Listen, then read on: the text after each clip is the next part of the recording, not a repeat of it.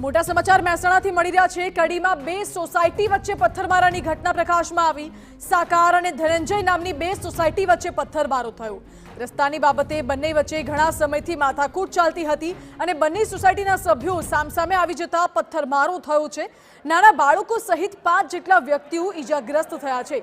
જો કે હાલ તો પોલીસનો કાફલો ઘટના સ્થળ ઉપર દોડી આવ્યો છે। મામલાને શાંત પાડવાનો પ્રયત્ન કરવામાં આવી રહ્યો છે અને આ દ્રશ્યો પણ આપ જોઈ શકો છો। મોટી સંખ્યામાં લોકો એકઠા થઈ ગયા છે। વધુ જાણકારી આપી રહ્યા છે મનીષ મિસ્ત્રી।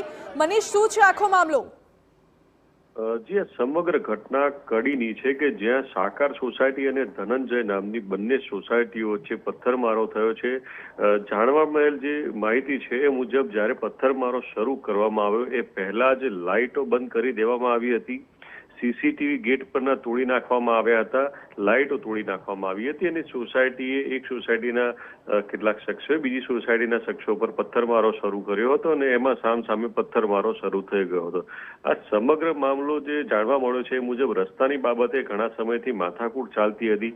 આ બાબતે નગરપાલિકાના ચીફ ઓફિસ સહિત જે અધિકારીઓ છે, હોદ્દેદારો છે, એમને પણ જાણ કરવામાં આવી હતી, પરંતુ ક્યાંક ને ક્યાંક સમયસર યોગ્ય નિર્ણય ન લઈ શકવાના કારણે આ રસ્તાની માથાકૂટ અત્યારે આ ગંભીર પરિણામ સ્વરૂપે ધારણ કર્યું છે અને રાત્રે 10 વાગ્યા બાદ આ બંને સોસાયટીના શખ્સો વચ્ચે પથ્થરમારો થયો હતો, જેમાં બંને સોસાયટીના નાના બાળકો સહિત 5 જેટલા વ્યક્તિઓ ઘાયલ થતા સ્થાનિક નજીકની હોસ્પિટલમાં ખસેડવામાં આવ્યા છે।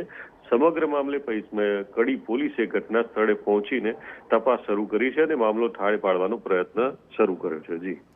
જી મનીષ, આભાર આપનો જાણકારી માટે। એટલે પ્રાથમિક વિગતો તો એવી છે કે રસ્તાના કારણે માથાકૂટ ચાલી રહી હતી બંને સોસાયટીના રહીશો વચ્ચે અને મોડી રાત્રે લાઇટ્સ ઓફ કરીને એકબીજા પર પથ્થરમારો કરવામાં આવ્યો છે।